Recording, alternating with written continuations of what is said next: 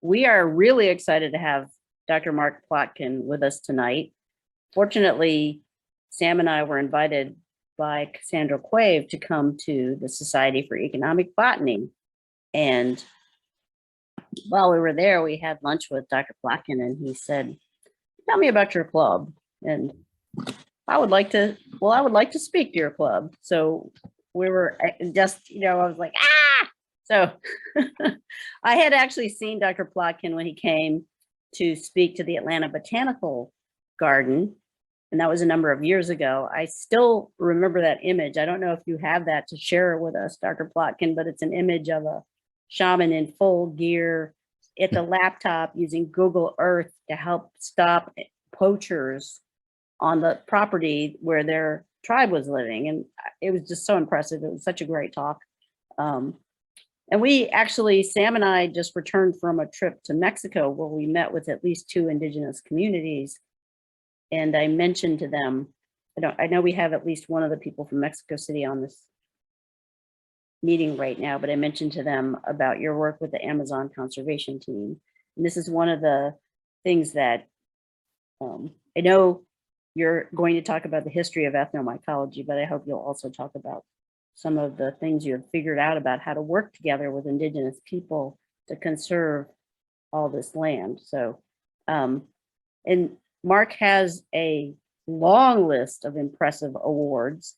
He is one of the premier ethnobotanists that we have in the country, and has done many, many interesting projects.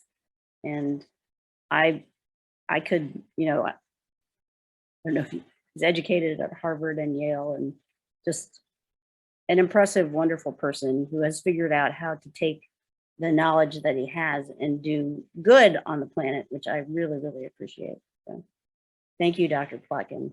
I'm really honored to have you with us. Quick question. If people have questions, send them to us in the chat.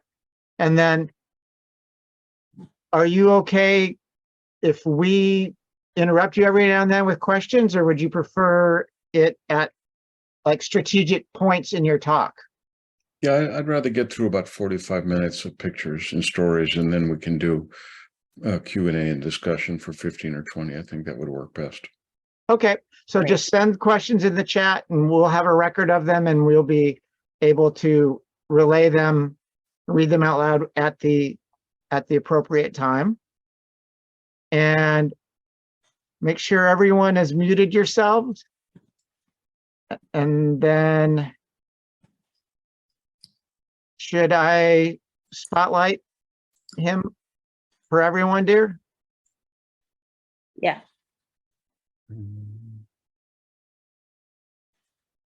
And then, do you want to speak a little bit before we pull up your PowerPoint, or do you want that pulled up right now? Yeah, let's start with the first slide, please. Okay. So let me, and then if you just say next, I'll move them on. Will do. Okay. All right.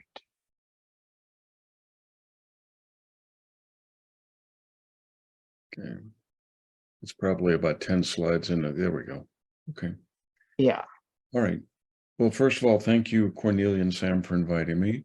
And I'd like to thank the Mushroom Club of Georgia and some old friends and new friends for supporting our work. We have I was checking my phone in the introduction, and we just reached our goal, thanks to you guys and some others, of raising money to buy some of the original mushroom lands, that of the Tairona peoples in Northern Colombia. And I'll be talking about them. So I hope you feel a sense of purpose and pride that you're able to help us reach this goal. We're also using some of the monies to buy one of the last sacred forests in the cradle of ayahuasca in the Western Amazon. I'll be talking about that as well. Now, there's a bit of a change in the program, because I said I wanted to talk about the ethnobotany of wine, since yeast are very much part of the story, but there's so much going on in the mycological world. And as you know, every time you look into fungi and yeast, there's something new, something old, something mind-blowing, and often something that meets all through. And I'll give you an example of that. I'm working on an episode on the ethnobotany of beer for my podcast, Plants of the Gods. And I came across the story of tetracycline. Tetracycline, of course, is a broad spectrum antibiotic that was discovered in the 1940s. Well, guess what? That's not actually accurate, because in 1969, a paleopathologist at Emory, since I'm talking to the Mushroom Club of Georgia, named George Amalagos, happened to shine some black light on some bones from ancient Nubia about 1400 years ago, and they fluoresced. Now, what causes bones to fluoresce under black light is tetracycline, and there was no tetracycline 1400 years ago, so we thought. So he did some high-performance liquid chromatography and found indeed that the bones were full of tetracycline. Now, how the hell did that happen? Well, the thinking is that they were making a beer from teff, a local grain, and it was polluted or enhanced, I guess we should say, by these yeasts that brought in some of this tetracycline. So these people were living longer and better than all their contemporaries based on the fungal world. So again, this is just one of the many stories that keeps unfolding even as we speak. I talked to Paul Stamets today, and he just back from Egypt, and has found some ancient pharaonic artwork, which he's convinced conveys the use of magic mushrooms in ancient Egypt. I'm sure some of you read The Immortality Key, where Brian Morarescu charted the birth of Christianity and the Eleusinian mysteries, which were the foundational experience in the Golden Age of Greece, to ergot contamination or enhancement. So the story just keeps unfolding. And it's difficult to put together a talk on mycology or ethnomycology because it's difficult to keep abreast of everything. So let's talk a bit about the past, and then I'll bring up to the present day. And I'm not going to talk about wine because Sam asked me to talk a bit more about some of our conservation approaches, successes. So I want to do that at the end. So let's go to the next slide, please.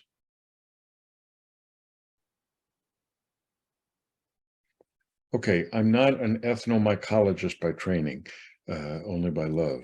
I'm trained as an ethnobotanist working with angiosperms, and I've been at this a long time. This is one of my friends and mentors, the great shaman Yalawifa, in the year 1982 in the Northeast Amazon on the Suriname-Brazil border. Next. And I'm still at it with the same tribe. This is Amashina, another great shaman of the trios in the Northeast Amazon. And this type of relationship built up over time is what we call our cultural currency. It means that our work, I'm talking about the Amazon Conservation Team, my organization that you all are supporting, is able to achieve what it's able to achieve because we have relationships based on friendship and trust. And I don't care how much money you have, you cannot drop into a village anywhere in the world and make friends, good friends, like you can over the course of decades. Next. And this is my mentor, and this is my connection to both ethnomycology and ethnobotany. This is Richard Evans Schultes, the so-called father of ethnobotany. Whenever somebody said this, Schultes would point out that ethnobotany began with the pharaohs, and he wasn't quite that old. But he was an extraordinary character. So for tonight's presentation, I really want to focus on his personality, since I work with him so long and so closely, and talk about how his groundbreaking work really led to the birth of ethnomycology.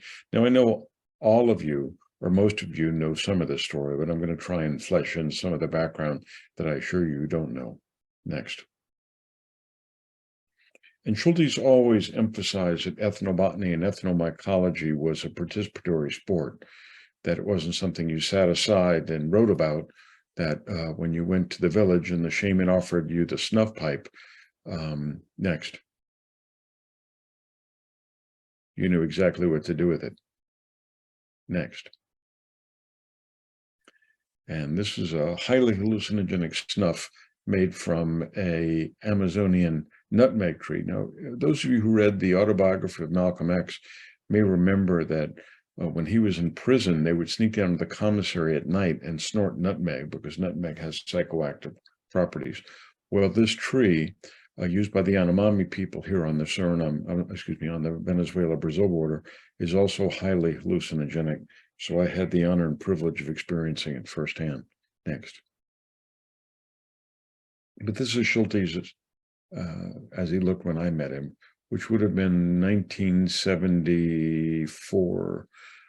He was the director of the Botanical Museum, but he was also the greatest trickster on the Harvard campus, because the staid and stolid New Englander with his impeccable white lab coat and white shirt and Harvard tie masked a person who had an impish and a black sense of humor.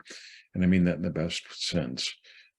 He was a trickster in the shamanic sense, that he wasn't quite always who he seemed to be. And I'm convinced that was a success to, the key to his success in working and living with indigenous peoples for so long. He lived with indigenous peoples in the Amazon about 12, 14 years straight. And there were several very important things, several very important mushrooms that led him to that path. Next.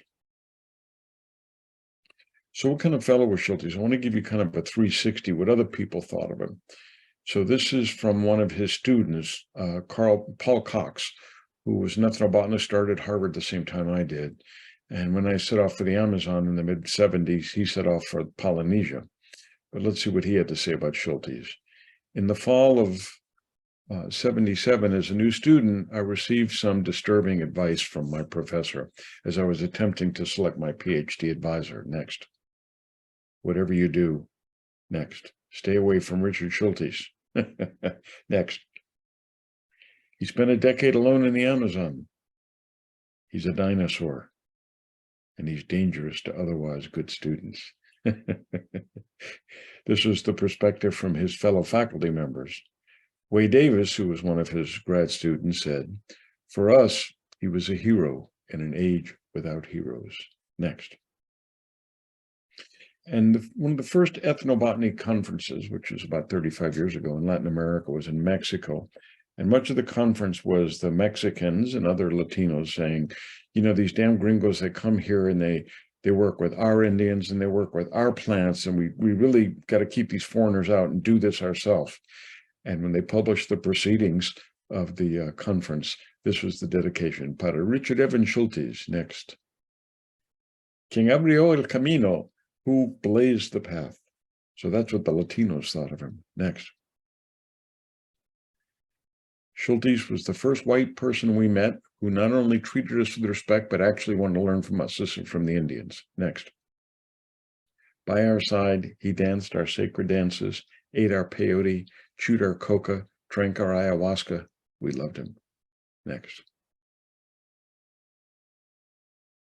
So this is what his classroom looked like. It was a real wonderland. And when you walk in, I mean, the closest analogy I could give it would be like walking into Disneyland on acid. You know, you have all these dry, boring lab benches, and then you walk into Schultes' classroom, and it just reeked of romance and adventure and mushrooms and hallucinogens and adventure. Next. And this is the picture that changed my life. I think I showed this at the SEB conference that Sam and Cornelia were at. First night, September 1974, I was a college dropout. I was working at Harvard, and somebody told me, as long as you're working at a university, you might as well get an education. Harvard has these great night school courses taught by Harvard professors. So there's this crazy old guy who went to the Amazon in 1941 and went native. So I walked into the classroom, looked at all the wonders, and Schultes turned on the light and began to work his magic. It was a very famous slideshow of his on the sacred hallucinogenic plants and fungi of the New World tropics. And this was the picture that changed my life forever. He put this up and said, now here you see 3 Yukuna Indians doing the sacred Kayari dance to keep away the forces of darkness. The one on the right has a Harvard degree. Next slide, please. So that slide had me fall in love with Indians and plants and fungi and the Amazon. So in tracing Schultes' history back and how he ended up being who he was, I was able to find the house that he was born into and grew up in East Boston. It's a very poor neighborhood, mostly Italians and Irishmen. Now, Schultes was the son of a Brit and a German, so he was already an outsider when he was born, and this was great training for ethnobotany. Next. This is a picture of him at the age of 1 on his father's lap in the yard behind that house. I think we can safely say this is the first photo ever taken of Richard Schultes looking at plants. Next. When he was about 8 years old, he came down with this very severe stomach ailment. They never figured out what it was, and he was bedridden for about 6 months. But his parents were so obsessed with making sure that little Richard was educated and kept his mind occupied that they went to the East Boston Library, which is about 4 blocks south of the house, and checked out a book called Notes of an Amazon, Notes of a Botanist on the Amazon and the Andes by Richard Spruce. Richard Spruce was the greatest botanical explorer of the 19th century of the Amazon and the Andes. Schultes noted with pride that he had the same initials, RAS. And so every night his father would come home for work, his father was a plumber, and read him a bit out of this book. And I can assure you that he was the only 8-year-old in East Boston in the 20s who was reading about ayahuasca. Next. So here he is as an 18-year-old nerd entering Harvard. Most of the kids who went to Harvard at the time, not totally unlike today, were very wealthy. But Schultes was a poor kid, and so he decided he would take a pre-med curriculum and go into medicine. And because medicine and botany were intimately intertwined at the time, and because he was a scholarship student, he sought out a job at the Botanical Museum on Oxford Street, about a block north of Harvard Square, next, Harvard Yard. And this is the museum. As it looked then, it's completely unchanged. I'm sure some of you have been there. If you haven't, it's totally worth going to. They have the famous glass flowers collection. Actually, there's some fungi in the collection. And it's kind of a museum of a museum. It was built in 1865. No, it was built a few years. It was a few years after that. But they preserved it. It's not all CGI and Disney characters. It's the old 19th century natural history, wavy glass, stuffed animals. It's really worth a visit. Next. There, Schultes fell under the sway of Oakes Ames. Oakes Ames was the preeminent orchid expert of the day, very wealthy New England family. And because it was the 30s, now the early 30s, Ames was essentially keeping the museum running out of his pocket. In fact, most of the natural history museums, if not most of the museums during the Depression, were run by rich white men out of their pockets. And Ames was no exception. Next. And here's the book that changed everything. Schultes took a class, Bio 104, Plants and Human Affairs. I took it myself 3 times. And in one of the lectures, Professor Ames said, now each of you needs to do a term paper to complete this course. And the way you need to do that is go select a book off the bookshelf at the back of the class as soon as class is over. Well, because Schultes was a work-study student, had much less time than the rest of his rich classmates, he ran to the back as soon as class was over, and like students everywhere, he grabbed the smallest book. Well, this was it. Mescal, the Divine Plant and its Psychological Effects. It's actually about peyote. And Schultes said, I took that book home to East Boston, and I read it. I couldn't go to sleep. I just had to one day experience the visions that were described in that book. Next. Well, he got his wish. He did such an excellent paper that Ames reached a little deeper into his pocket and sent Schultes and an anthropology student, Weston LeBar, to Oklahoma to study peyote firsthand. Next. And this is what was there when they got there. I mean, it looked very much like the Plains Indians of the past. The past wasn't so far past at that point. They're still living in teepees. Next. Next. And this is Schultes on the left and Weston LeBar on the right with the shaman Charlie Charcoal was his name. He was a member of the Kiowa people. And just to show you what a complete nerd Schultes was, he's just spent the whole night in the teepee chanting and tripping, and he's still wearing a tie. And if you look closer, he's still wearing a tie clip.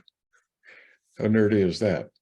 So how did this uber nerd evolve from this to become the archetypal jungle explorer of the 20th century? Next. This is, of course, what made that trip happen, along with the shaman. It was the alkaloid mescaline. And I should point out that we're now living in what's being called the psychedelic renaissance, as we're getting past the bad old days of the 60s, where all of these drugs from fungi and plants were demonized, and finding out, no surprise to all of us, that they do have real therapeutic properties. Next. And what was the impact of this work? Schultes' study with the Kiowa, with Labar, with the Kiowa, with the peyote, was perhaps the first of its kind of studying a hallucinogen in a ritual indigenous setting. But Schultes' papers reverberated throughout the culture. This is Aldous Huxley, who took mescaline next, and as a result wrote The Doors of Perception. And some people say that the whole psychedelic renaissance can be traced back to the publication of this book, but this book had other impacts as well. Next. Jim Morrison took the name of his band from the title of Huxley's book, which is based on Schultes' peyote. Next. And of course, his masterwork was Plants of the Gods, co-authored with Albert Hofmann, the inventor of LSD, and the fellow who isolated psilocybin from the original magic mushrooms. I'll be getting more into that in a minute. Next. So this is how Schultes went from being this uber nerd to this jungle explorer.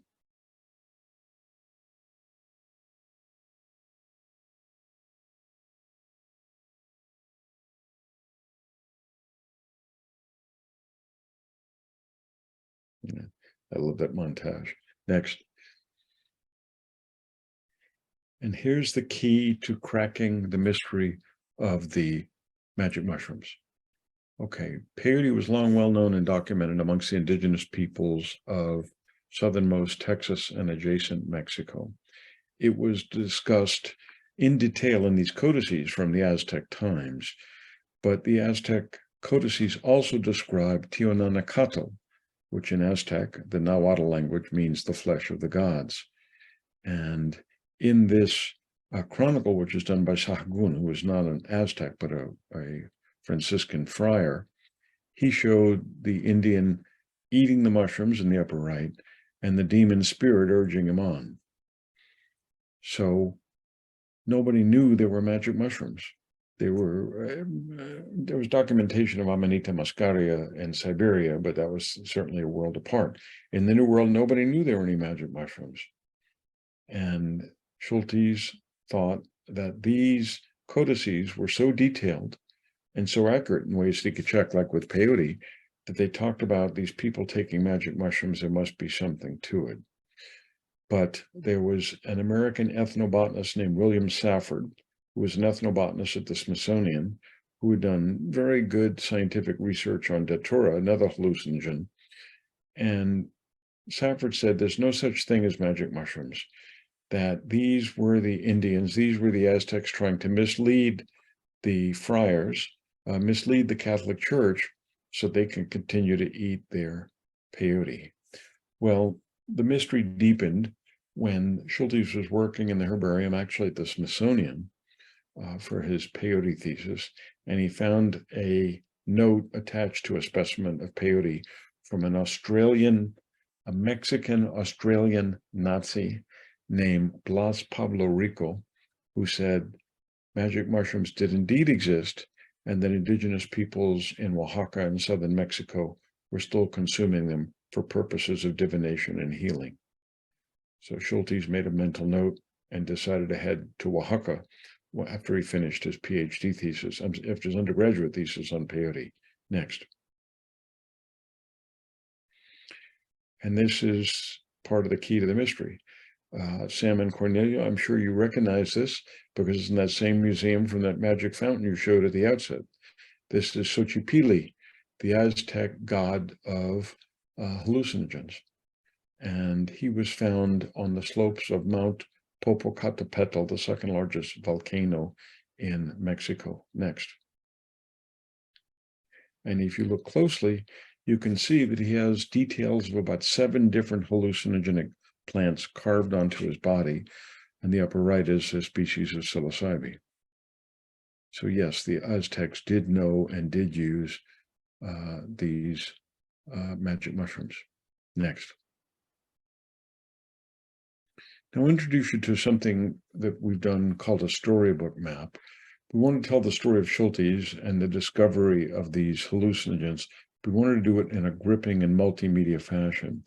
So what the storybook map does is trace Schultes' life and times in a linear fashion, but it accompanies that story with maps, active maps. You can move on the maps.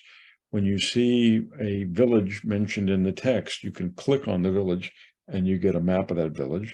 And then you click on the map and you get a drop-down list of all the specimens he collected. And then you click on the specimens and you see a picture of the specimen from the Harvard Herbarium annotated in Schultes' hand. So if I can give you guys homework, I want you all to look at this storybook map at some point when we're done. But please, please, please don't do it on an iPhone. You got to look at it on a computer, because otherwise you don't see all the bells and whistles and the magic that this thing manages to capture. Next. Okay, these are the mushrooms that started it all. These are the mushrooms that Schultes collected in Huautla de Jimenez in northern Oaxaca.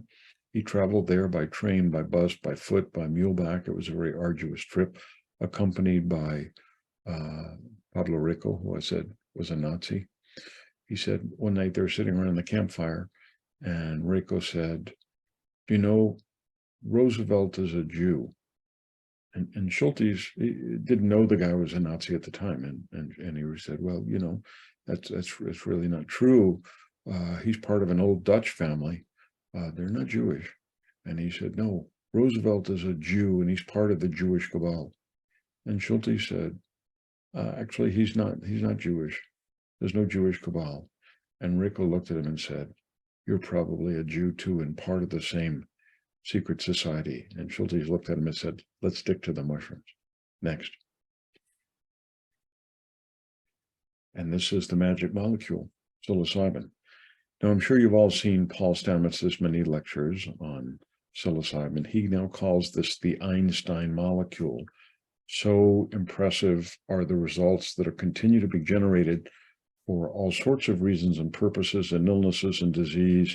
And it wasn't too long ago, diseases like PTSD, obsessive compulsive disorder, schizophrenia were considered incurable in many cases. And we are now finding that molecules like psilocybin, like some of the alkaloids from ayahuasca, mescaline from peyote, are generating significant success in treating some of these very difficult conditions. So when I was growing up, you know, this stuff was all the devil's work and nobody could use it. It was all legal, and smoking a joint, you could end up in jail. Now I wonder that we've gone too far in the other direction, that hallucinogens are being oversold as secure for everything, which they certainly are not. But the sweet spot is, I think, in the middle ground. And, you know, keep track of Stamets' work, because he's generating ever more exciting findings with psilocybin. I don't know if you guys have seen the latest stuff on microdosing, where he's able to show fairly conclusively that it increases and enhances, what's the word I'm looking for? Basically neurogenesis, creating new nerves, creating new connections, enhancing dexterity. Very exciting stuff. Next. And this is the classic Magic Mushroom Grower's Guide by Odios and Oniric. And I'm sure some of you, if not all of you, know that that was actually Dennis and Terrence McKenna's pen name. So illegal was it to publish this type of information at the time that they adapted these pseudonyms to get by. Next. And here's the guy that connects it all, Gordon Wasson. I knew Wasson at the Botanical Museum. He was a very bright, very cantankerous fellow. On the right of the picture, you see one of the many mushroom stones he collected. These are from the highlands of Guatemala, and I believe into adjacent El Salvador. He had the largest connection known. It was Wasson next. And his then wife, Valentina, known as Tina, who was a white Russian trained as a physician, who really brought this all to the fore. Now, there's a bit of a backstory here, that Wasson and Tina were on their honeymoon in the Catskills. We used to joke they were the only Gentiles who had a honeymoon in the Catskills. Anyhow, they found a patch of mushrooms, and Valentina said, "Oh, goody, delicious, I'll cook them up for dinner." And Gordon said, "Oh my God, don't touch them, their toadstools will die." Well, he thought they were poisonous and didn't want to eat them. She knew they were delicious and did want to eat them. So she cooked them up and she ate them. And the next morning, when she woke up fine, he decided to try it. And that is how he fell in love with mushrooms. They then set out to write a book on the impact of mushrooms on world history called Mushrooms, Russia, and History. And that set them on the path. And one of the stories I wish to cover was the ultimate cold case, which is the murder of the Roman Emperor Claudius in AD 54, who was supposedly poisoned by the Empress Agrippina, his fourth wife, using poisonous mushrooms. Next. Now, there's a reason I'm giving you all this detail.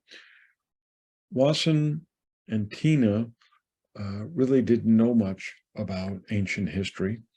So they decided to contact the leading authority on the Emperor Claudius, who was this exceedingly strange fellow who was a poet and a classic scholar named Robert Graves. Next. Robert Graves was most famous for having written I, Claudius, a pseudo-autobiography, one of the best books I've ever read. I mean, I've read this thing about 4 times. If you haven't read this, by all means, write it down and read it. It is fantastic. Next. It was then made into a classic BBC series, I, Claudius. Here you see Derek Jacobi in the title role. Next. And here you see the famous final scene where the much younger Agrippina is seducing her husband Claudius and about to feed him the deadly mushrooms. Which mushrooms were it? Next. Well, this is the paper that came out of this. The Death of Claudius or Mushrooms for Murderers. Unfortunately, Valentina passed away from cancer long before Gordon finished the article. But it was Graves who helped them crack this cold case. And it was, of course, the death head mushroom. Next. But here's the connective tissue. While the Wassons were writing Russia, Mushrooms, and History, Graves sent them an article from an obscure in-house publication from Ciba Pharmaceuticals. Next. With an article on the use of narcotic mushrooms by primitive peoples by Robert Heiser, who was a California anthropologist. Strange article for him to write. I went into the Harvard archives and found this publication, which is the actual publication that Robert Graves sent to Gordon and Tina Wasson. And one thing I can tell you about Robert Graves, he had terrible penmanship. It said, my dear Gordon, perhaps too late for inclusion, but useful, all the best, most serendipitously, Robert. Next. And here's the reference, Schultes. Gordon didn't know there were any magic mushrooms outside of Siberia, never heard of Oaxaca, never heard of Schultes, but this obscure bulletin sent by a classic scholar who was living on an island in the Aegean, I think, to this New York banker, Gordon Wasson, was what connected them all up and turbocharged the birth of ethnomycology. Next. And here's more connective tissue. While this was happening, Gordon Wasson was a banker working in New York for J.P. Morgan Jr. Here's what's relevant about that. Next. J.P. Morgan Jr. was, of course, a famous businessman, but as an undergraduate at Harvard, he'd studied two things, business and mycology. He loved fungi. So when Harvard started building the Farlow Herbarium, they turned to J.P. Morgan for support, next, which he gave them. And all of the Wasson and Schultes collections of these mushrooms sitting in the Farlow Herbarium today, as funded by J.P. Morgan. Next. So let me walk you through a timeline because I know I'm giving you a lot of information. Next. Safford, who is the Smithsonian ethnobotanist, says that there's no mushrooms, magic mushrooms, that Ethnomycology is peyote, 1916. Next. Rico writes the Smithsonian saying Ethnomycology does exist and it is a mushroom. Next. Wasson marries Valentina and discovers mushrooms in the Catskills. Next. Rico and Schultes head to Oaxaca in 1938. Schultes is a graduate student at Harvard. Next. Schultes publishes the results in the Botanical Museum leaflets, a handheld printing press in the basement of the museum on Oxford Street. Next. Valentina writes Robert Graves about the murder. It wasn't Gordon's idea, it was Valentina. The point I'm making here is that Valentina is sort of the forgotten founder of ethnomycology. She was, if Gordon was considered a founding father, most certainly Tina was a founding mother. Next. Graves sends Wasson the paper by Heiser about Schultes. Next. The Wassons visit Oaxaca for the first time in 1953, set up by Schultes. Next. The Wassons returned to Oaxaca in 1954, still haven't tried the mushrooms, and only in 1955 did they meet Maria Sabina, and she conducts a velada, a mushroom ceremony with her. So there's two heroines of the story. Okay, Maria Sabina and Tina Wasson. So you'll see references to the founding fathers of ethnomycology, Schultes, Wasson, and Albert Hoffman. But I think we need 5 people in that pantheon, which is Maria Sabina, who actually gets a fair amount of attention, and to Tina Wasson, who gets almost no attention. And I was actually able to find an early publication from Ladies' Home and Garden, some popular publication, where Tina Wasson is saying, and these mushrooms and the magic within probably have some therapeutic potential. Well, that was a long time before Paul Stamets figured out the same thing. Next. So Hoffman extracts and synthesizes psilocybin, 58. Next. And they visit Oaxaca, and they also collect Salvia divinorum, which is a hallucinogenic mint. So, we like to portray the history of science in a straight line, usually championed by white men, but that's way too simplistic. History doesn't happen on a straight line, and there's plenty of other people involved. There were no white men with PhDs discovering tetracycline in Nubia 1,400 years ago, I can assure you. Next. So I cover a lot of this and in more detail in my podcast, Plants of the Gods. The subtitle is Hallucinogens, Healing, Culture, and Conservation. And I try and show how these plants and fungi have impacted culture, that these are the invisible threads that explain the evolution of human culture, even the evolution of human pre-culture, in ways that most history books do not. We're going to hit 1 million downloads in the next 6 months. Next. And here I am with the man himself. This was the Ethnopharmacologic Search for New Psychiatric Medicines 55 last year in England. This was actually started by Schultes and Hoffman in the Summer of Love, 1967 in San Francisco. Now, when you ask people about the Summer of Love, 1967, San Francisco, they don't think of a bunch of old white guys in ties. But I like to think that what came out of that conference, which is that these mind-altering substances from plants and fungi have miraculous potential. They were ahead of their time. Dennis McKenna, the co-author of that book on the Psychedelic Mushroom Guide, decided to resuscitate this conference 7 years ago. That was ESPD 50. And that book is out. And ESPD 55 was recorded, and we've submitted papers, so it will be published as the proceedings will be published, I think, early next year, so that knowledge was not lost. So I presented this whole idea of the birth of ethnomycology and Robert Graves and Wasson and Schultes and Hoffman at the conference, and I was able to connect with Paul Stamets, who I'd actually never met in person prior to that. Next. And so here's Hoffman, as I said, the inventor of LSD on the left, and Wasson quite far along. They spent a lot of time at the Botanical Museum. So like I told somebody recently, being at the Harvard Botanical Museum in the 70s and the 80s was like being in Florence during the Renaissance. You know, if you're an ethnobotanist, there was no better place to be at any time. And if you're an artist, there's no better place to be than Florence during the Renaissance. Next. But here's something very few mycologists know, and even fewer physicians, that Wasson created Viscin, the first beta blocker, and essentially the whole class of beta blockers based on compounds extracted from the mushroom.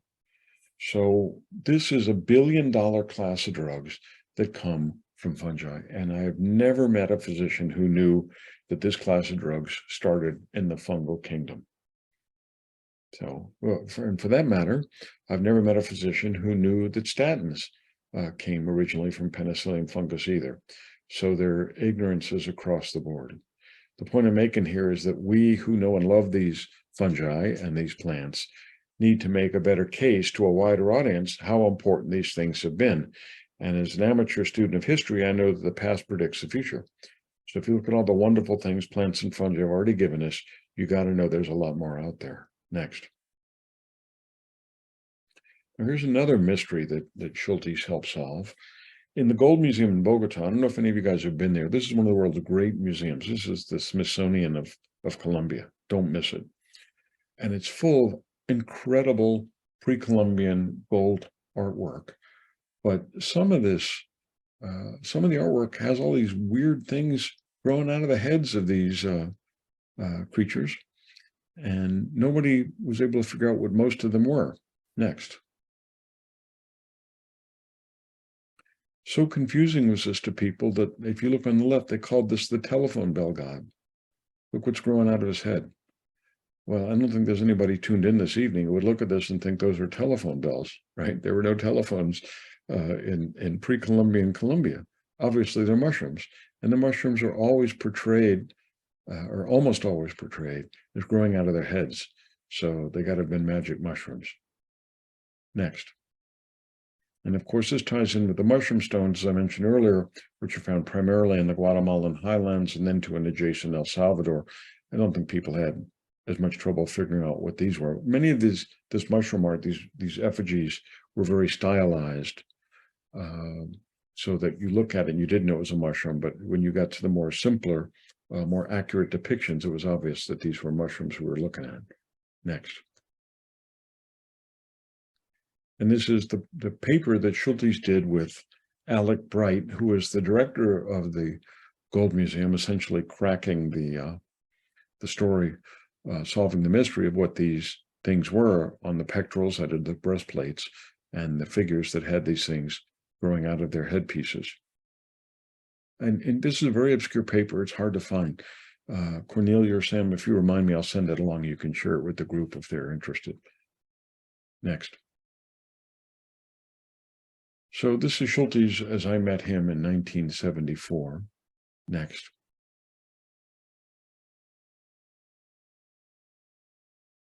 And when you walked into his office at the Botanical Museum, over each shoulder was one of these photos. He was an excellent photographer. On the left were two Indians of the Yukuna tribe doing snuff during a 3-day ceremony, which I later got to participate in. And on the right was Chiribiquete, which is the most extraordinary landscape in all of Amazonia. So what it was saying was culture and nature, and that they were inextricable. Next. And here's the museum that I trained in. It was known originally as Agassiz Hall because it was founded by Louis Agassiz, next, who was a brilliant Swiss biologist who came to Boston to give a few lectures, and he never left. He was the founder of the museum. Next. And his most enduring legacy was the Thayer expedition. This was an expedition to study the fish of the Amazon. They left Boston the last week of the Civil War, April 1865. And when I worked at the museum in the 70s, they still hadn't unpacked and identified all the fish. So great was the number that they had collected. Now, Agassiz turned out in the end not to be such a nice guy. He was a blatant racist, and he was an anti-evolutionist, which is why he's been so widely forgotten. But perhaps the greatest legacy of that expedition is in the lower left-hand corner, is a fellow who you probably won't recognize in this picture, but might recognize from the next one. Next.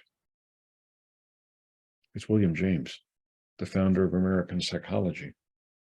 And I've read a number of his biographies, and none of them talk about this Amazon experience as formative, but consider this. William James was a rich white guy living in Boston whose idea of diversity was to go to Europe and hang out with other rich white guys. But because he signed on to the Thayer expedition as a student, he was standing shoulder to shoulder with rainforest Indians, Afro-Brazilians, Portuguese military. And I think this is what gave him the realization that humans are all one and we share a great commonality. And I think it's just that people have focused too much on the psychology and not on the formative experiences, which you would think a psychologist would be able to do. Next. And if you think it's too great a stretch to talk about the biology of consciousness and show the connection between William James and magic mushrooms and Richard Schultes, I recommend to you this paper, The Biology of Consciousness. Next. So Schultes then, from Oaxaca, wrote his PhD and set off to the Amazon, which is what he's much better known for than his formative Mexican work, because he spent 14 years there. Next. And again, I direct you to the storybook map, which I really want you all to explore on your own. We have several of these. Actually, we have one of them working with a Maroon tribe in Suriname. The Maroons, the descendants of escaped slaves who maintained West African lifestyles in the Amazon rainforest. I think this is one of the great documents of the Afro-American experience. It's called Lands of Freedom. So I heartily recommend that to all of you as well. But definitely check out the Schultes one first. Next. So what it does is retrace his 14 years of research. Next. Reviews his paper. We have links to some of the papers, pictures of some of the notebooks. Next. Next. As I said, next. Again, look at it on a computer, not on an iPhone or even an iPad. Next. So this is the Baile de Muñeco. This is a 3-day dance ceremony to keep away the forces of darkness. Next. And propitiate forest spirits. So every dance represents a forest animal or a river fish or a forest spirit. So this is the big-eared spirit of the forest. Next.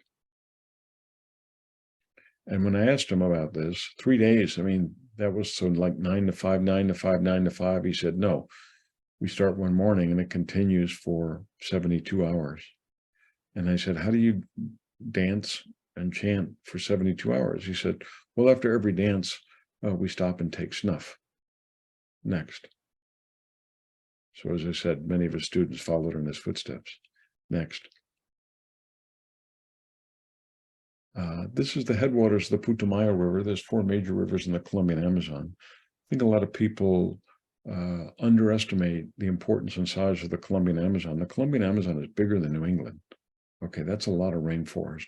And because it's close to the Andes, you have much higher diversity, much higher biodiversity than you do in much of the Brazilian Amazon.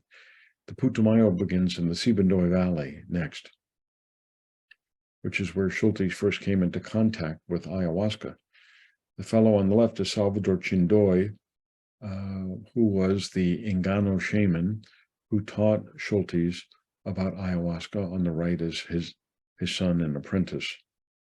And I don't want to make this all about how women get a raw deal, When you talk about Maria Sabina not getting credit, there's a lot of people that know Maria Sabina. There's records of Maria Sabina. There's posters. When you go to Oaxaca, there's paintings of Maria Sabina. But who's ever heard of Salvador Chindoy? And if Maria Sabina brought the magic mushroom to the outside world, Salvador Chindoy most assuredly brought ayahuasca, but he's long been forgotten. And I think we owe him a debt of gratitude. Next. This is the plant itself. Very difficult to find in flower, I might add. Next. And this is Salvador Chindoy at the height of his powers. Next. And this is that great shot, which has been called the most iconic image in the history of Amazonian ethnobotany. Next. Schulte's work impacted William Burroughs, the famous beat writer, who features Schultes in his famous book. I think the book is dreadful, but it's got a passionate following. The Yahe Letters. Next. And Schultes went on to have many further exploits and collect many more plants in ayahuasca. Here he is working with an uncontacted group of Nukak Indians several years after his initial encounter with ayahuasca. And they had actually their own variety of ayahuasca, which the research on which has never been followed up. Next. And this is the only picture I have of Schultes' field guide in the Sibundoy. This is Pedro Ahibioy, himself an Engano Indian, and he spoke very good Spanish, which is why Schultes hired him as a guide. And Pedro was a very heavily Christianized Indian, but by working with Schultes and learning the secrets from his uncle, Salvador Chindoy, Pedro chose a different path and became a healer and a shaman in his own right. Next. But here's the story I wanted to share that Pedro told me about. Remember, I told you Schultes was a bit of a trickster with an impish sense of humor. The whole time he was in the Sibundoy Valley, he was doing battle, figuratively, with the Franciscan friars who wanted to stamp out the use of ayahuasca, which they regard as unholy and anti-Christian.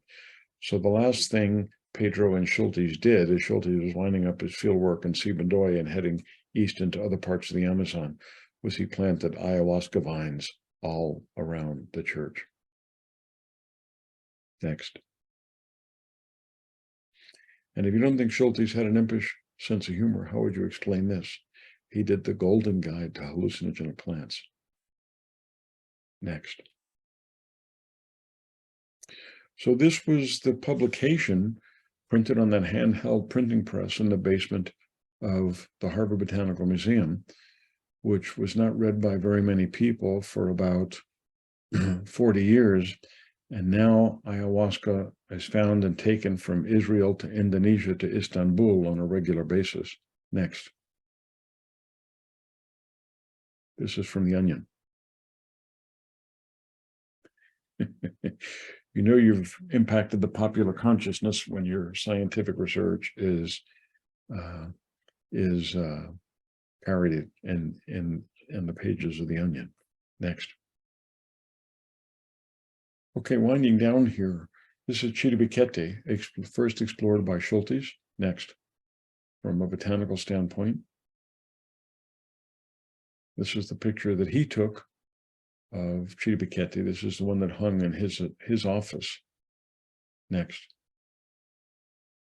And here he is at Chiribiquete in 1953. Next.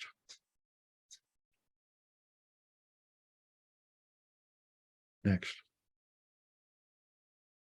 It's a picture I took from a small aircraft a couple of years ago flying over the same area. Schultes went back from Chiribiquete to Bogota, so stunned by the landscape, and implored the Colombian government to set it aside as a protected area. And it took 40 years, but in the mid-80s, Schultes and his Colombian colleagues convinced the government to declare it a national park. And I'm proud to say that our organization, the Amazon Conservation Team, has worked closely with the Colombian government and local Indian tribes to expand the borders of Chiribiquete several times. It is now the largest rainforest national park in the world. Next. It's not only a treasure trove of biodiversity, but it's home to these mysterious paintings, which in fact is the biggest treasure trove of pre-Columbian paintings in the hemisphere. Very incompletely documented and explored. Next.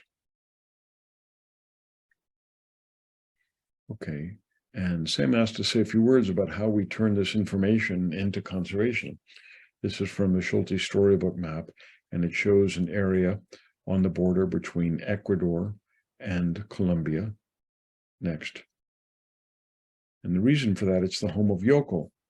Yoko is the most powerful and ubiquitous stimulant in that part of the Northwest Amazon. Here you see a Kofan Indian on the left in one of Schulte's photos, scraping the bark into cold water to make an infusion. You drink it first thing in the morning. You get so hyped up, your fingers tingle, you puke, and then you feel wonderful for the rest of the day. You don't get hungry, you don't get tired. On the right is a picture I took with the same tribe, with the same plant, as the shaman was preparing our morning breakfast. Next. So we work with this tribe, these are the Kofans, to set aside, at their request, a medicinal floral sanctuary. It was the first sanctuary in the Amazon set up specifically to protect medicinal plants. And the most important medicinal plant was not ayahuasca, it was Yoko. Next. Next. And then a final thing about our basic methodology at the Amazon Conservation Team. About 20 years ago, the chief of the Trio tribe on the Suriname-Brazil border went to the Surinamese government and said, we want title to our lands. And the government official said, well, show me your map. And the chief said, what's a map? So they showed him. And he went back to his village and told a couple of the guys, including my good friend Wuta here, that we need to make a map. And he described what it would look like. So Wuta and another friend of mine, King, went off in the jungle with essentially a piece of butcher paper and marxalat and made this map of their lands. Next. Well, that wasn't legal tender. We knew we had to do a more detailed study, a more detailed map. So here these guys are tracing every inch of their territory and mapping it and using a GPS. So it's combining their wisdom with this technology. Next. And look at the semiotics of this picture, okay? It's not ACT making the map. You see the cartographer at the top, but it's the Indian with the GPS making the map. So it is the true and perfect combination of ancient shamanic wisdom and 21st century US technology. Next. Which started as one map amongst one subtribe spread like wildfire. We've now done this with 100 different tribes throughout tropical South America, always taking our original indigenous cartographers and having them train the next tribe over. And that's how we expand our impact in a very cost-effective way. Next. So here's the first map. Everything on that map existed in their heads. None of it had been written down. Okay, next. And you can zero in. Next. And every item on there is in the legend, and it has a story behind it. A great battle was fought here. This is where these fish breed. This is the sacred hunting ground. This is the best soil for gardens. Next. But a map is just a map unless you turn into a living, breathing document. So here are the cartographers using the map, the finished map, to turn it into a management plan. Okay, so we've mapped it, but we got to manage it. Next. Once you have a management plan, you have to protect it. You know where the borders are, but you need to protect the borders to keep the bad guys, the drug guys, the gold miners out. So these are indigenous park guards. And we set this up 12 years ago. Now, NGOs love to do a trick. They'll go to some village and have all the pygmies or the Indians, whoever put on their t-shirt, they take a picture and say, look, we're partnering with this tribe. But this has been running for 12 years. That is proof of concept. Next.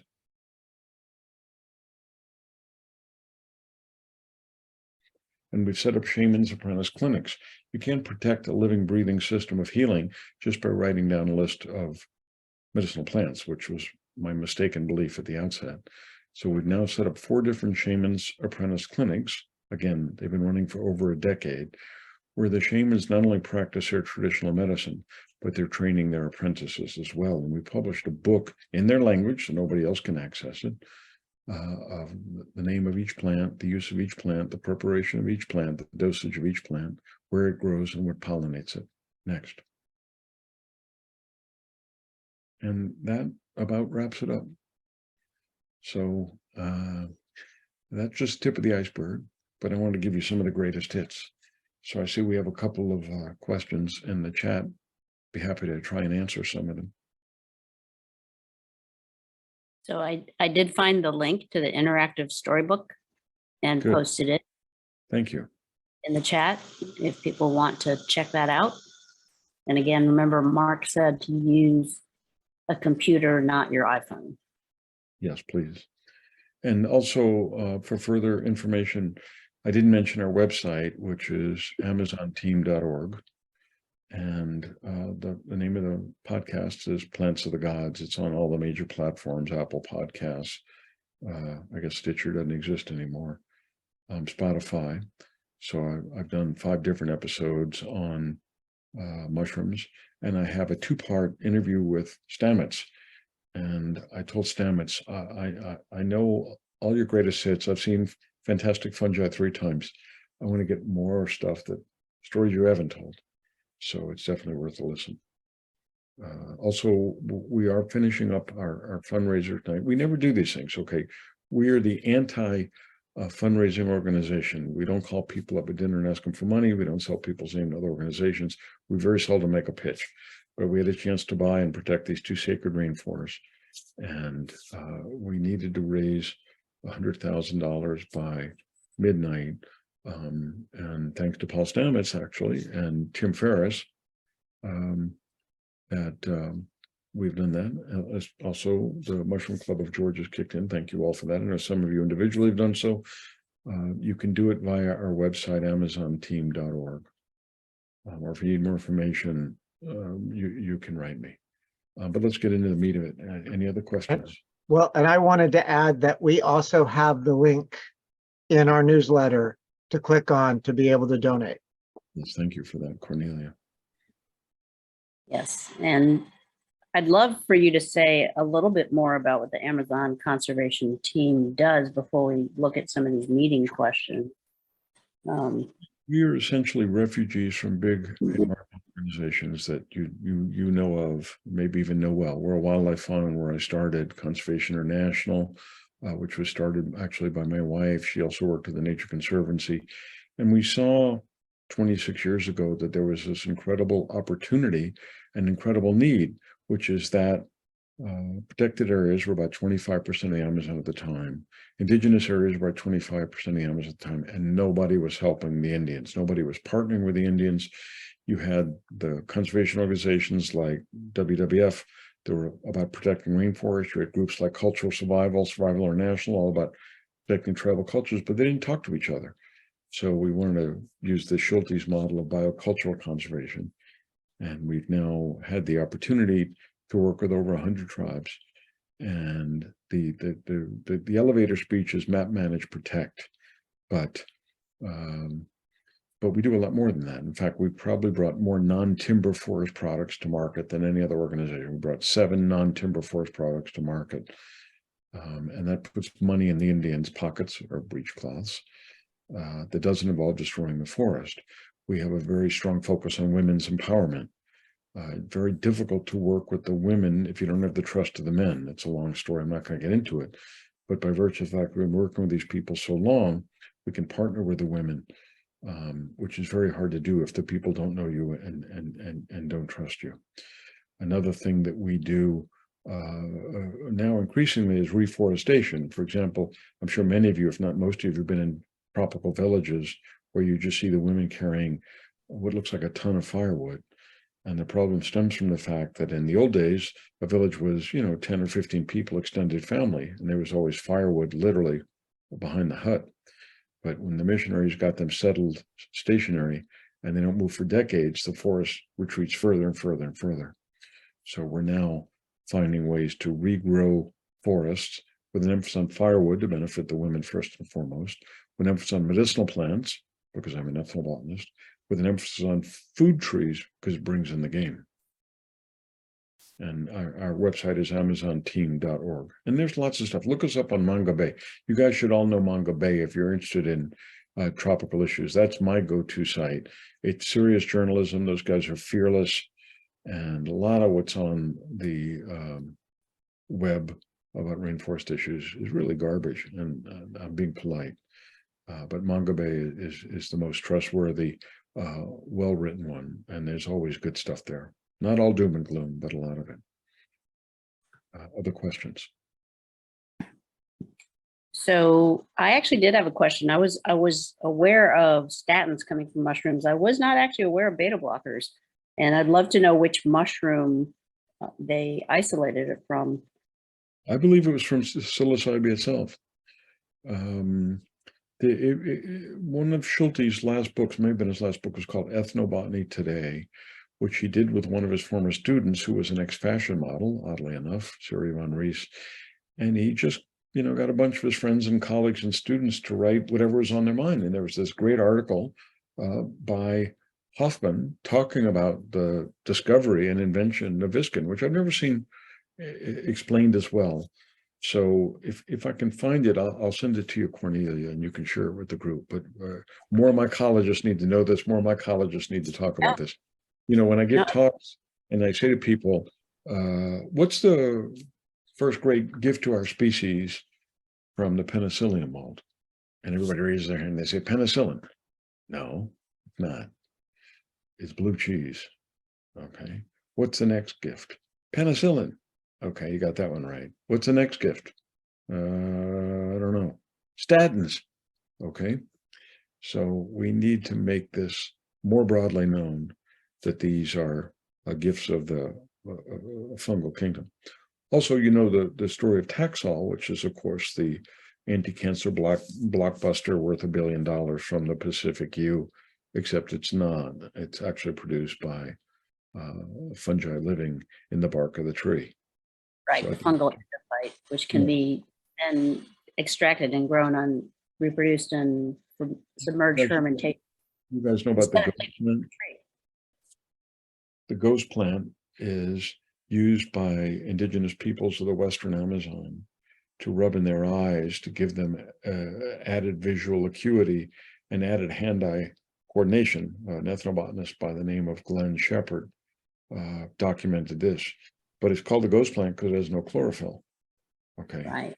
So there's got to be fungi in there doing the heavy lifting and creating these compounds. So, nature is like one of those Russian dolls where you open it up and there's another doll inside. Finally get to the smallest possible doll with the ultimate mystery and you open it up and there's another doll inside. So I don't think we've seen the end of gifts from the natural world or from the fungal kingdom. So, right.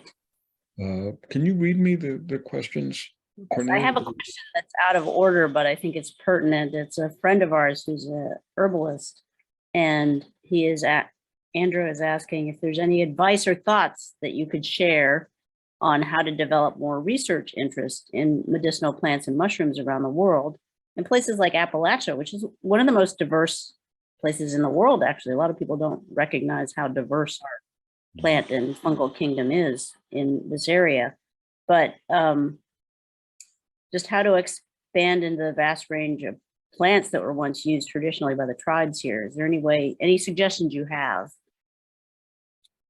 I think I would say there's two-part answer to that question. One is we need to make the gifts of the fungal kingdom more broadly known to the general public and to the funders. The statin example, the beta blockers being the best example that come to mind. Number two, we've got to get away from the capitalist system in the sense that it costs hundreds of millions of dollars and decades to bring new drugs to market, typically, the COVID vaccine being an exception in terms of the timeline.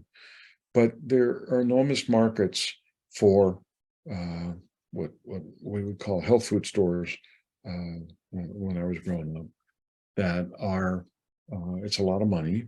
It's a serious people. There's a lot of goofballs too, but there are markets for natural products across the board. I mean, from shampoos to toe fungus. So I think we'd be selling ourselves short if we said, oh, we had to go work for big pharma, and if we couldn't get it to market then you know, the game is over. I think that's way too simplistic. Other questions? Right. Sam, are you also reading the question list? You were about to chime in. Yep.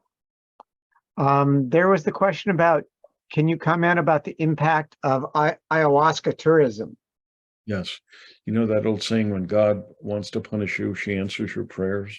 I mean, I went through school thinking, wow, if we can only get the world to appreciate this stuff or use this stuff or be interested in this stuff. And oh my God, now I walk through the French Quarter in my hometown of New Orleans and I get sick of the smell of marijuana. So I would say these mind-altering substances have been appreciated with a vengeance or enjoyed to death. So again, I think that they've been overused. And I say that with reference to ayahuasca because you go to Iquitos, which is the capital of ayahuasca culture in the Peruvian Amazon, and somebody trying to sell you this stuff on every street corner.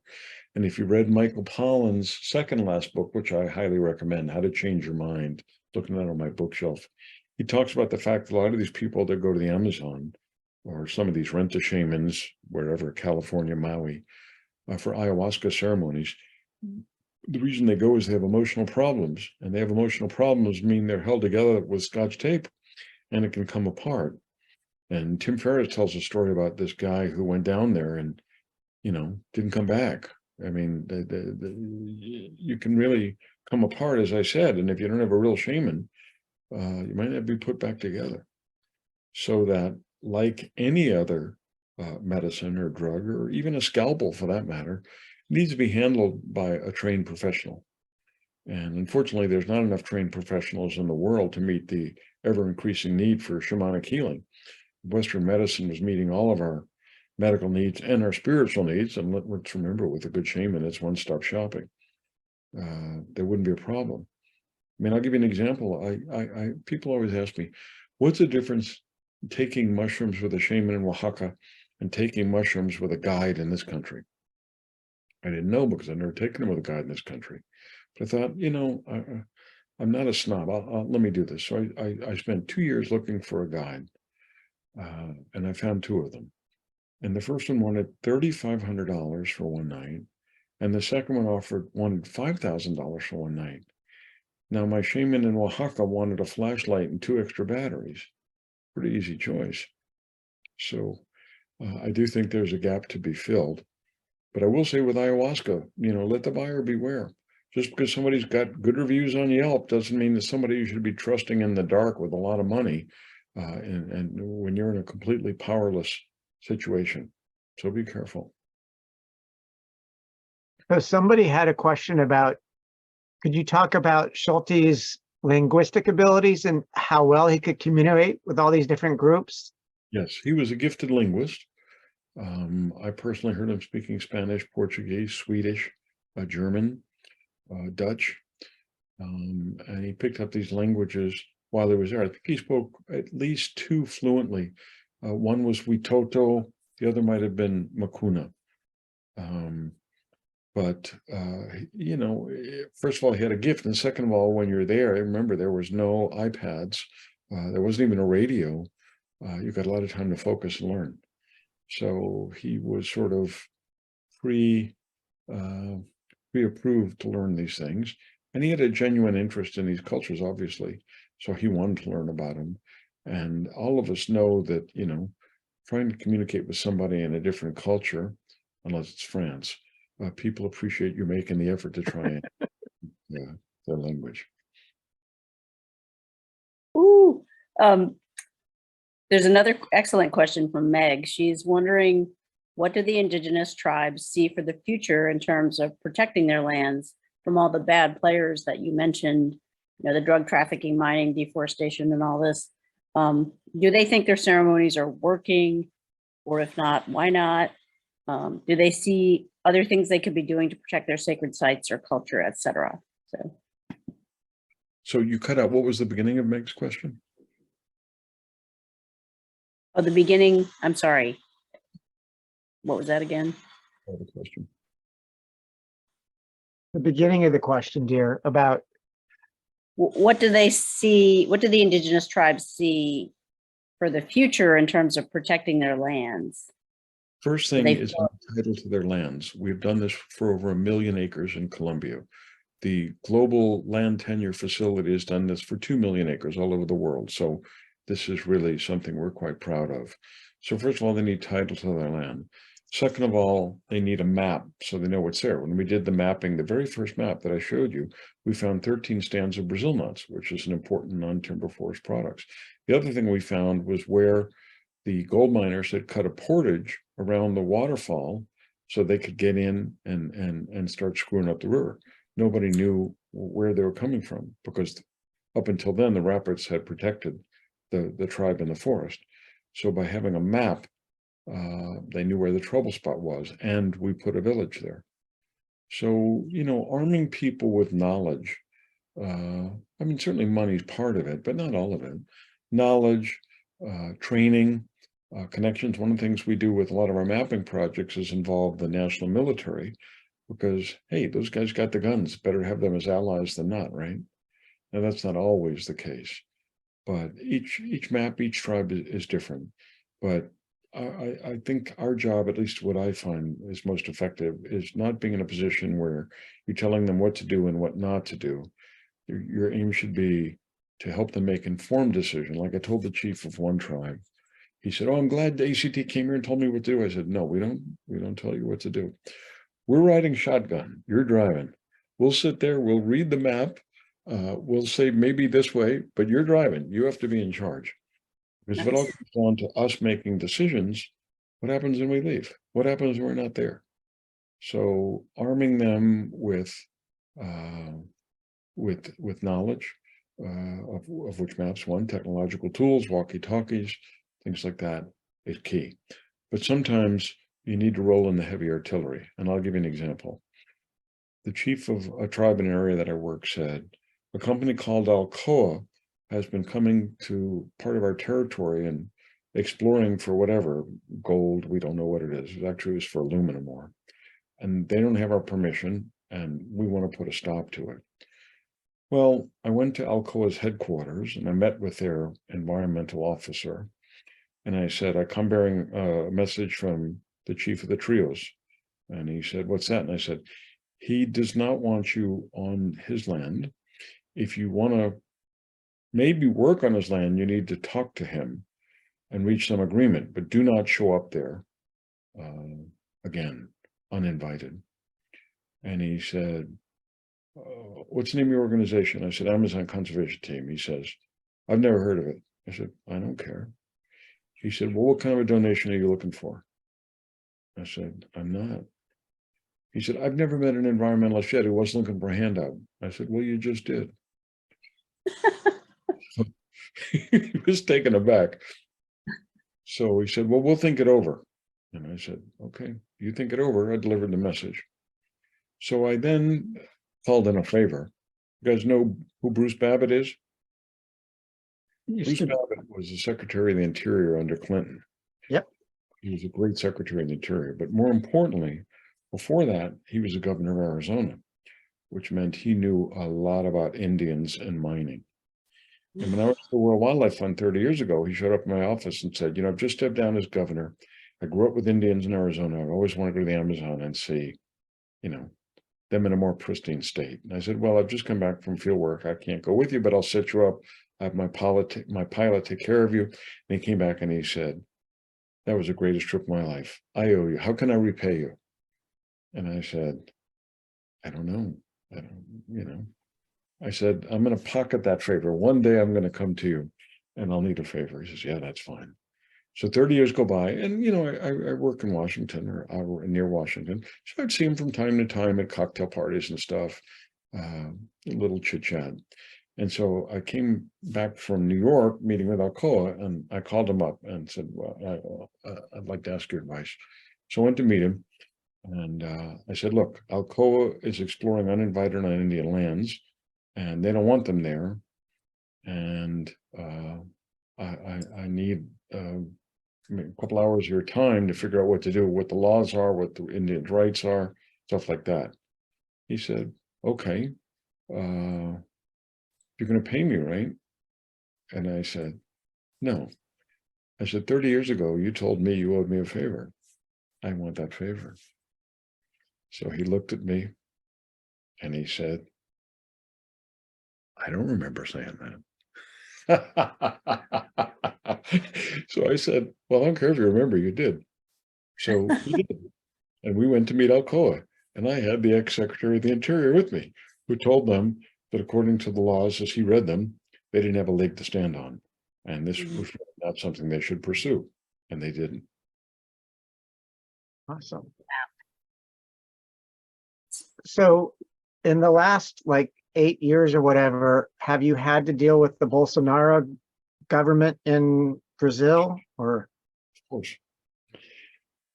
You know, by design, the Amazon Conservation Team was recently described as the greatest rainforest conservation organization nobody's ever heard of. And let me tell you why that's the case. Because keeping a low profile in an environment like Bolsonaro's Brazil or Duterte in the Philippines means you don't attract a lot of attention, which you usually don't want to have. Now, sometimes you do, but usually not. And when Obama was elected, one of our foundation donors says, oh, this must be good news for you because Democrats in the White House, you're going to get a lot of money. I said, no, we don't take government money, or we take very, very little government money. So I said, that money goes to the World Wildlife Fund, and when the Republicans get back in, it'll go to the Nature Conservancy and so on and so forth. I said, my organization is like a submarine in a hurricane. What happens in the upper levels of governments doesn't impact us to the degree you might think it would. And I'll tell you why that's so and why that's by design. When I was at the World Wildlife Fund, we were best friends with President Marcos of the Philippines and the Shah of Iran, and we'd always have Prince Philip, who was our international president, hanging out with these guys, and they were setting up new national parks. But when the revolution came, all that stuff went out the window. But guess what? The mid-level bureaucrats who worked for the Shah, who worked for President Marcos, they didn't leave because they were the guys who ran things. So we are much more interested in partnering closely with the people in the National Parks Department, with the people in the Cartography Department. I mean, I've been working in Latin America for 40 years. I've had my picture taken with the president of one Latin country once for a reason, which is a long story that I won't get into. But that's by design. And that's one of the reasons that we were able to work in Bolsonaro's Brazil, although we did scale back and keep an even lower profile, not to minimize the difficulty and the danger. Thank God you have Lula in there now. And I will say that President Petro of Colombia is at least as conservation minded as Lula. I think more so, and he doesn't get the credit or the attention of the press that he should. Okay, Cornelia, do you have more questions? There was a question from someone about whether you've had to mediate between tribes that have already had conflicts with each other. Say that again. Have you ever had to mediate between tribes? No, I haven't, nor do I want to. I bet. We have a much more dangerous situation where Carolina, the director of our Northwest Amazon program, got summoned by the FARC, the guerrillas, and said, we need to talk. Now the Colombian Amazon is full of guerrilla. And so they know who we are and we know who they are. And Carolina got summoned to meet with them. And there was a question as to whether she should go or not. She decided to do it.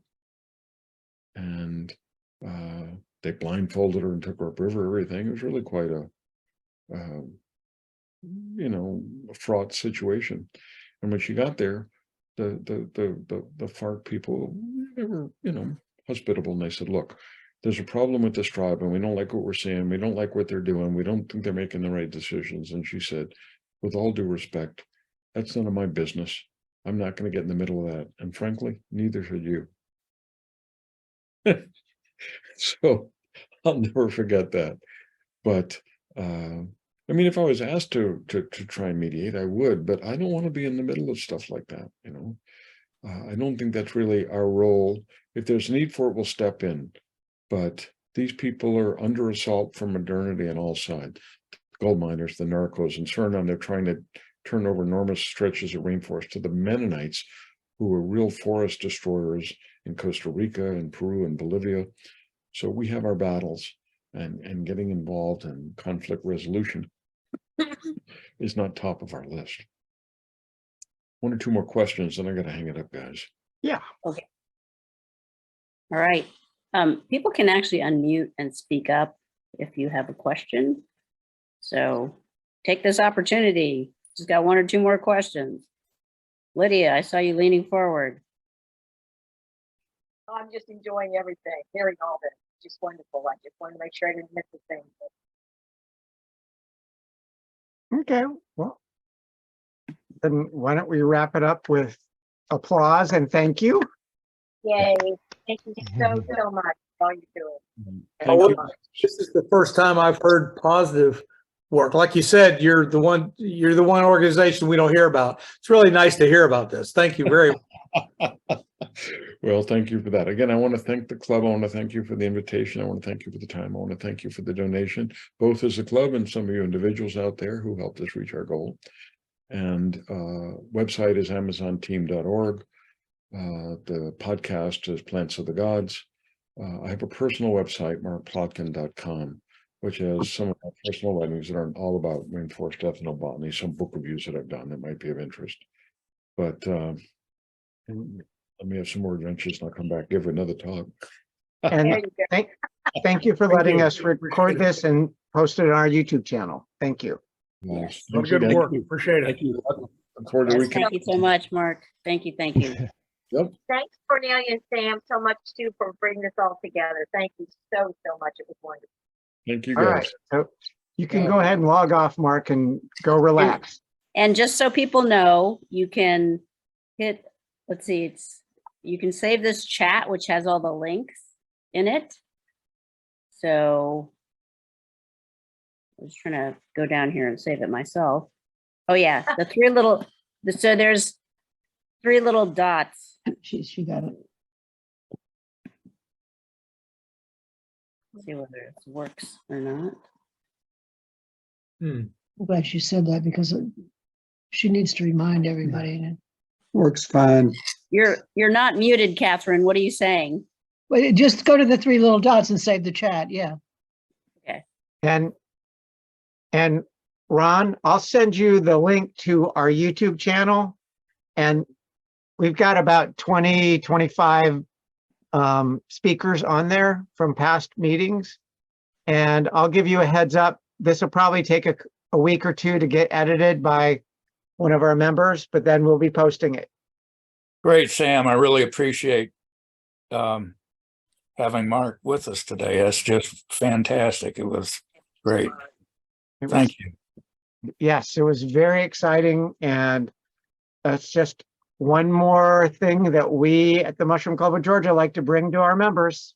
Oh, it's wonderful. It's And wonderful. then if you guys. weren't at the beginning, I mentioned that our September Mushroom Club meeting, which is happening on the first Wednesday, will be the people from SPUN, which is Society for Protection of Underground Networks.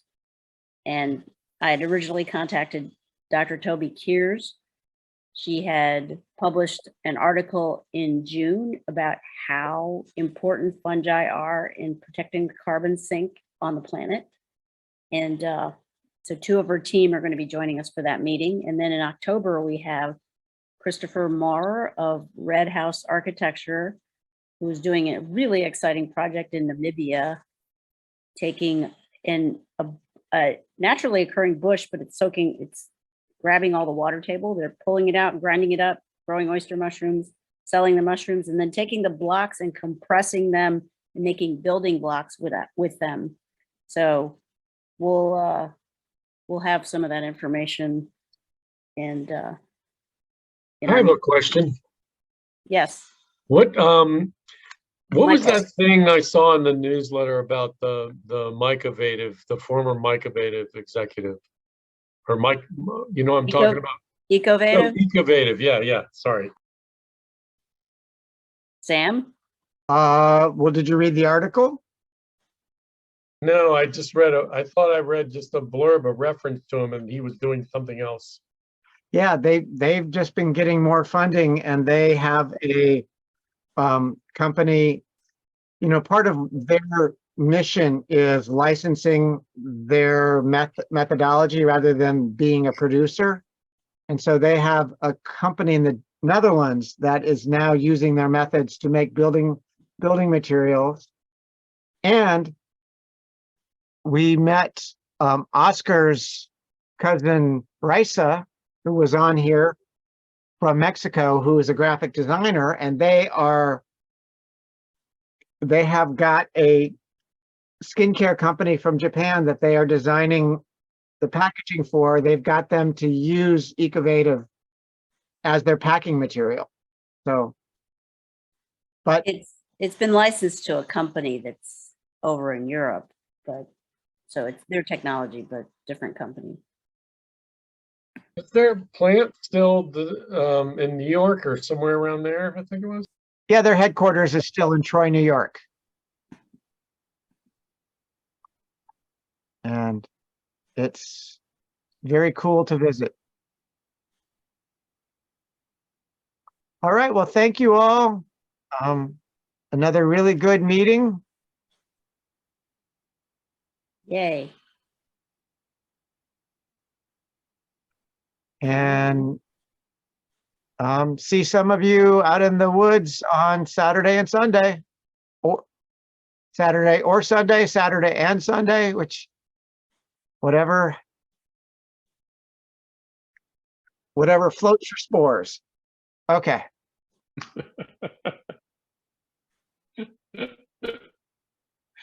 Good night. All right. Good night. And Frank, good to see you. Say hi to Lori, Yes. please.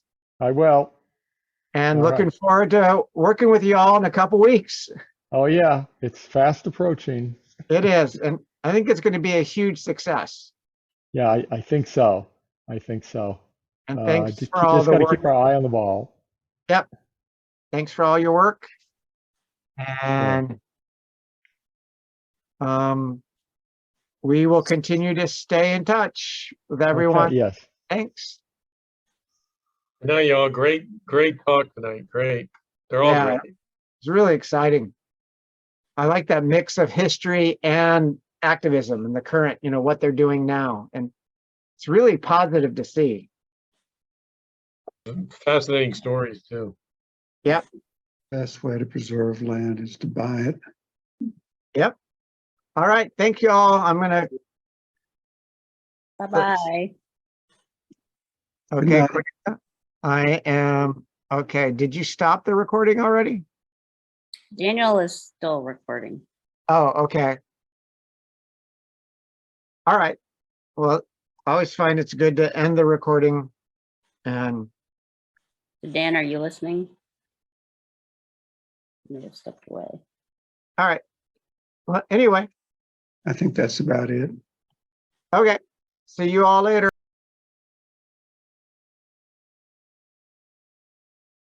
Welcome, everybody. And I know we've got some new people here, like right now. Harrison, good to meet you. And this is Harrison from South Carolina? Yeah, that was actually my old address. I'm actually now in Atlanta. Oh, okay. Welcome. Because we also have another Harrison who joined a few weeks ago. Oh, that's awesome. Yeah, 2 Harrisons. Yep. Yep. Well, anyway, I want to welcome you. And I think we have a bunch of newer people here. And hi, I'm Sam Landis. I'm the treasurer and membership coordinator of MCG. And I'm Cornelia Cho, the president. And then I believe we have Jeanette and Suzanne on with us. Jeanette is our Yep, secretary. Jeanette's our She's secretary. waving. And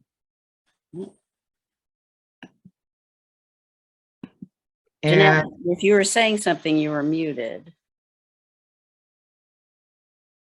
A quick story. We were in northern Wyoming at the Bighorn National Forest. And I was talking to one of the rangers, and she said that they had found, and this is just like a week ago, that they had found a morel recently. And then they had reported back to someone higher up, and he had said, don't tell anyone, we'll be overrun. So that's my quick mushroom story. All right, yes. Story. Did you find any after that? We really did. We were not able to do that on this trip as far as going out and really foraging. It wasn't that kind of trip for us, but it is beautiful and as wonderful as any of the parks. Okay. So since most of you here, you've read the newsletter, you know that we have 2 walks coming up this weekend, one Saturday morning in the Ackworth Woodstock area and one Sunday morning in the Lithonia area. And they both are places that the club has not walked before. So many of you have emailed me saying you're coming, but if you haven't emailed me or if you haven't decided yet, think it over and let me know.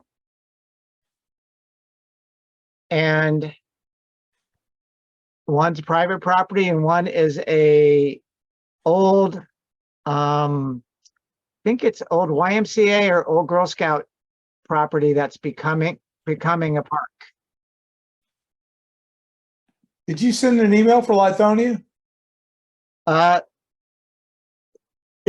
They were both on that one email, Richard. Okay, I need to go back and look because that's closer to me. You need to scroll down because the first one is the Woodstock Ackworth and the second one, if you scroll down, you'll see all the direction and everything for the Lithonia one. Okay, I might do that. Excellent. And the club is doing very well, oh, Andrew's joining. Yes. Excellent. We're getting lots of new members, and our summer chanterelle potluck and dance party went very well last month. And Cornelia, do you have things to add? Well, the North American Mycological Association foray in Hendersonville will be coming up very shortly. And hopefully everybody that wanted to get in has gotten in. So I think, I've mentioned a couple of other things like Mycelium Mysteries out in Wisconsin and our class at John C. Campbell Folk School. So we have some members here that took that class and then joined the club, which we appreciate. So, and actually, I want to say a tiny bit about did we put any of the MycoHab or BioHab stuff from Christopher Moore in our newsletter there? Nope. Okay. We'll put it in our next newsletter, but we met an amazing architect who is doing a project in Namibia where they're taking an invasive bush, grinding it up, growing oyster mushrooms, selling the mushrooms, taking the blocks, squeezing them down, and using them as building material. He's also working with NASA and the MIT Center for Bits and Atoms, and he's actually going to be our speaker in October. And the speaker in September will be 2 people that are working with the Society for Protection of Underground Networks, which is abbreviated SPUN. So if you look up SPUN, you'll find out more about this effort to conserve the areas that are keeping a giant amount of our carbon sink intact. So we're excited to have those people coming up. And I'm trying to think, we'll have a few more walks in September. The Georgia Mushroom Festival is coming up the very end of September, beginning of October, up in Cave Spring. And if you read in the newsletter, we had a really great ID workshop with Todd Elliott. And the way he discovered truffles in City Park in Brookhaven was just amazing. Because he was just walking along, he said, see this log with this spore prints on top of it? That's actually where a squirrel has dug up a truffle, sat on the log and eaten it and spread the spores. And then he reaches down and digs under the log and pulls up two truffles. So Todd's definitely willing to do an ID workshop again for us. So we'll keep that in mind and look at schedules. And I wanted to share one more picture from Mexico City. I don't know how many people have been to Mexico City and gone to the Museum of Anthropology. It's an amazing museum, but when you walk in the front courtyard, this is the sculpture architecture that greets you with a fountain pouring down, and it's like a mushroom because it has one big square cap on top. And if you see the people in the background, that gives you kind of a scale of how large that is. It's really, really stunning. And then the collection itself is just very wonderful. Okay, Cornelia, you want to introduce? Oh, we need to mute somebody. All right. So